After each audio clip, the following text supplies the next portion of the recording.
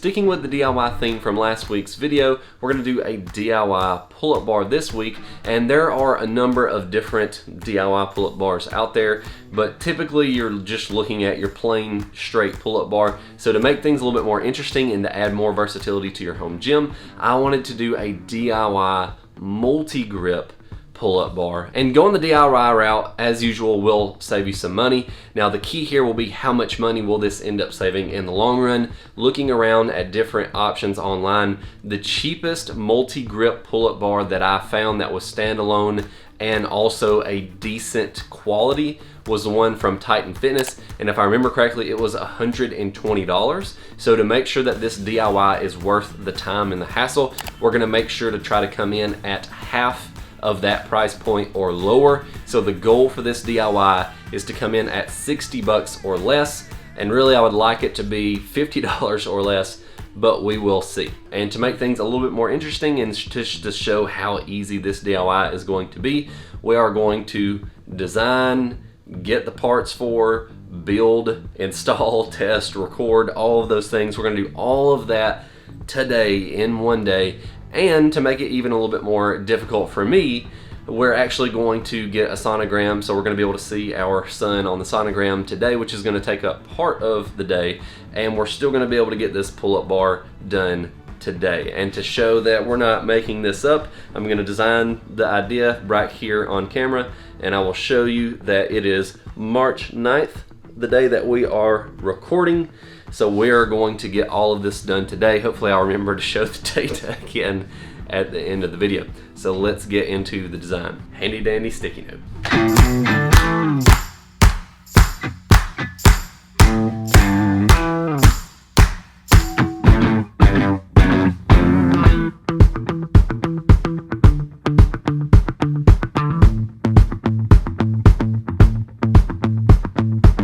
So we have a couple of ideas kicking around up in the old noggin here, and this is roughly what I have. I have another idea that I'm going to jot down as well.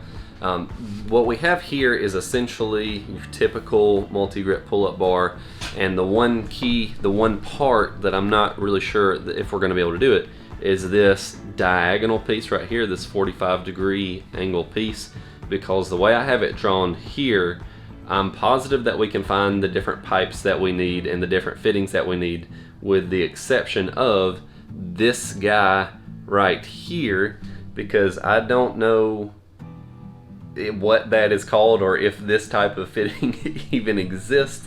So that will be the key on whether or not we can stick with this design. So we'll figure that out once we get to the hardware store. And in the meantime, I'm gonna go ahead and sketch up a couple of backup designs, because I don't want to have to go there and then design something on the fly. So let's do it again.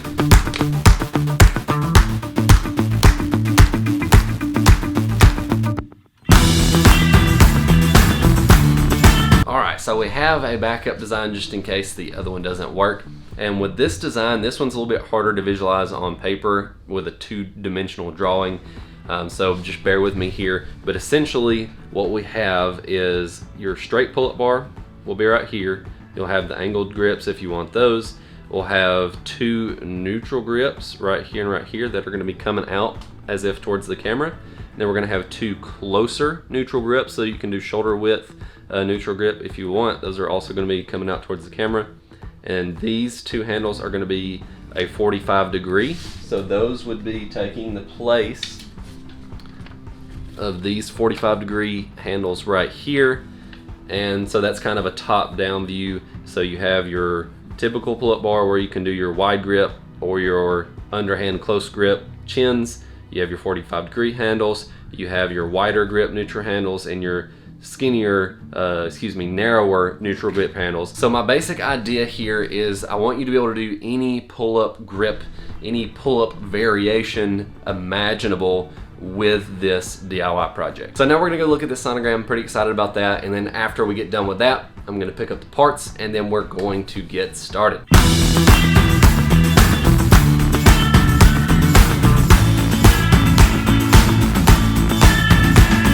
Finished with the doctor visit, and there's a Lowe's near the doctor's office, so that's where I went. And neither of the two designs that I came up with in the beginning of the video would work because there were fittings that they did not have. So neither of those two designs works, and I ended up needing to come up with a new design right there on the spot. So what ended up happening was I spent over an hour in the plumbing section of Lowe's, basically just sitting in the floor, and just to make sure that I had everything I needed so that I didn't have to do it all again, I literally built the entire thing just sitting in the floor at Lowe's, so that I would know that I had everything. And then now we're going to rebuild it again once we take it down to the basement. Getting into the parts list, all of the components that I'm using are 1 inch, but you can use 3/4 inch. It will save you a little bit of money if you wanted to go with 3/4 inch, but I wanted mine to be as close to the diameter of a barbell as possible, so that's why I went with 1 inch components.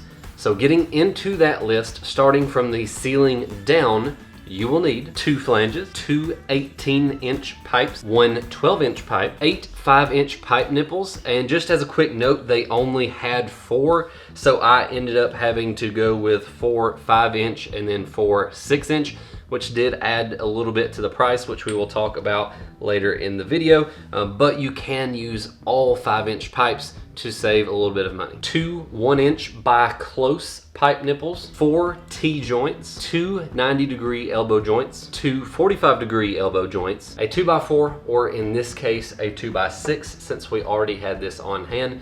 And this is potentially optional. If you have a solid wood ceiling, then you can just mount this directly to the ceiling without the need for this part. But since we're gonna be mounting this to the bottom of the floor joist, we'll need this to go across perpendicular to the floor joist to give a better mounting point for the pull-up bar. You'll need some pretty long wood screws to mount that 2x4 to the bottom of your floor joist, or if you're not going to be doing that step and you're going to be mounting to a solid wood ceiling, all you will need are some shorter wood screws so that you can mount the flanges to the wood ceiling. Let's get started.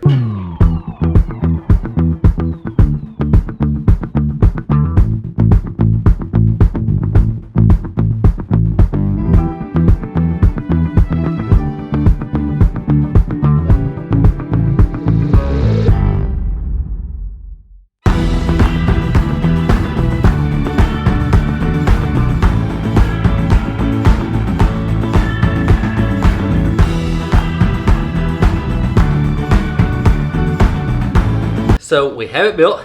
That required actually a lot more effort than I thought it was going to, but it's built. So let's flip it upside down and we'll talk about the grip options that we ended up with. All right, so what we have here is we have a close neutral grip, and this is approximately shoulder width. We have your standard overhand, so your standard pronated pull up. And then we have a wider grip, neutral grip, and then finally we have a 45-degree angle grip. So if you have a little bit of wrist pain, elbow pain when you do pull-ups, you can do this nice semi-pronated grip so that you can kind of get the benefits of pronated without that extra strain. So now let's get this thing installed on the ceiling.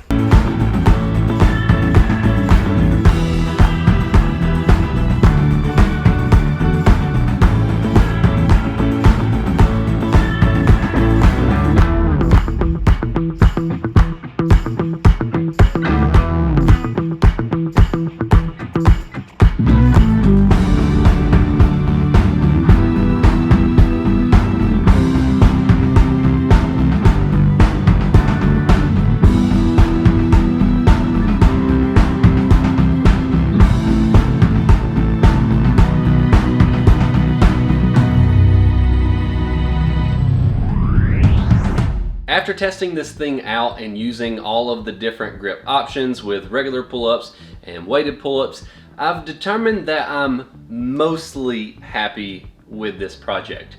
Now there are a couple of caveats to that. One of which being the 45-degree grips are completely and totally unusable. Because of how far off center they are, there's just too much torque, and if you pull down on these 45-degree grips, you just rotate it, and that's not even me hanging from it, that's just me pulling down and not even lifting myself up off the ground.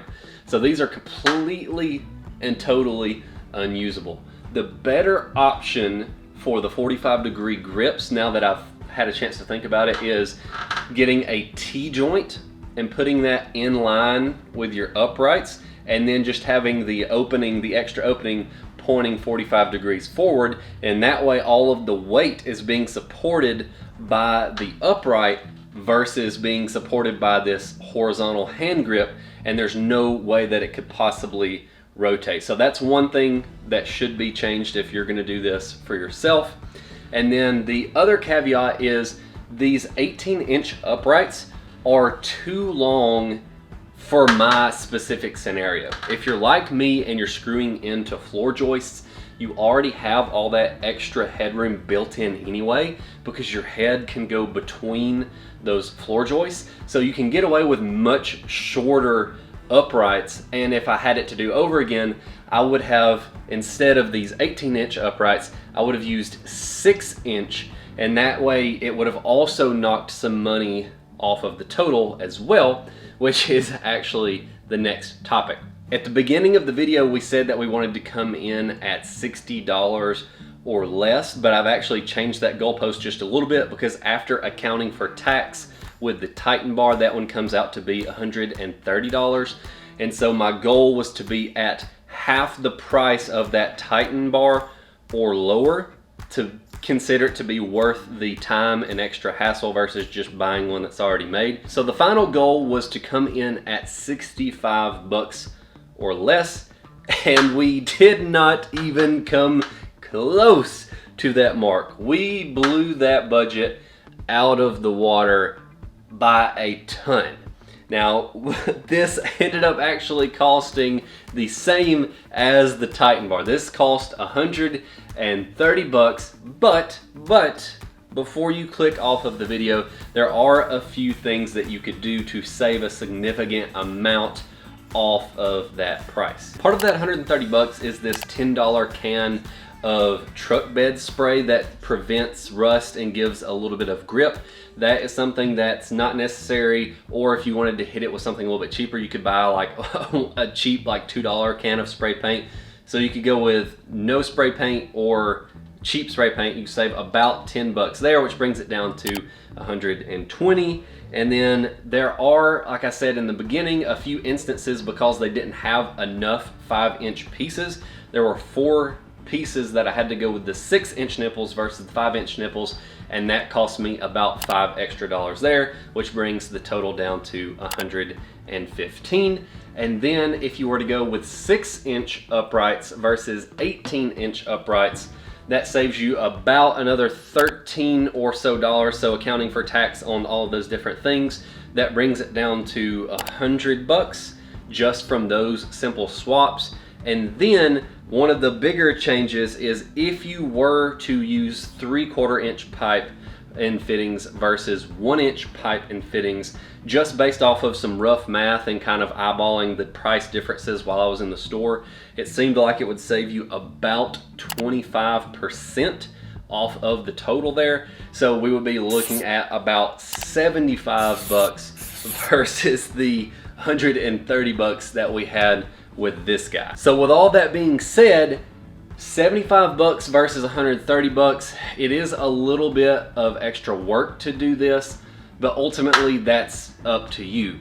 So for me personally, I'm actually already have plans to take every bit of this back to the store, and I've already ordered the Titan pull-up bar. In my opinion, this is kind of a middle ground where you are saving a decent chunk of money, but how much is the time and hassle worth to you? Because we didn't quite get it down to saving half the price like we had mentioned, but 75 bucks versus 130 bucks is still a significant savings if you are trying to build up your home gym on a budget, and then you could turn around and spend that extra money on some other DIY or some other piece of equipment. So that's up for you to decide. And aside from the money savings, the other instance where I would say that it would be worth it to do this option is if it became a situation where home gym equipment was in mass shortage again and you needed a pull-up bar but you could not find a quality pull-up bar option,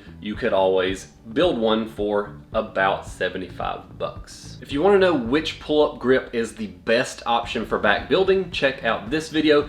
And if you want to see some of my other home gym DIYs, check out this video. As always, God bless you and your family, and we'll see you next Sunday. After finishing the video, I remembered that I was supposed to show that I did this in one day. So for what it's worth, at least I did finish this project in the same day. There we go.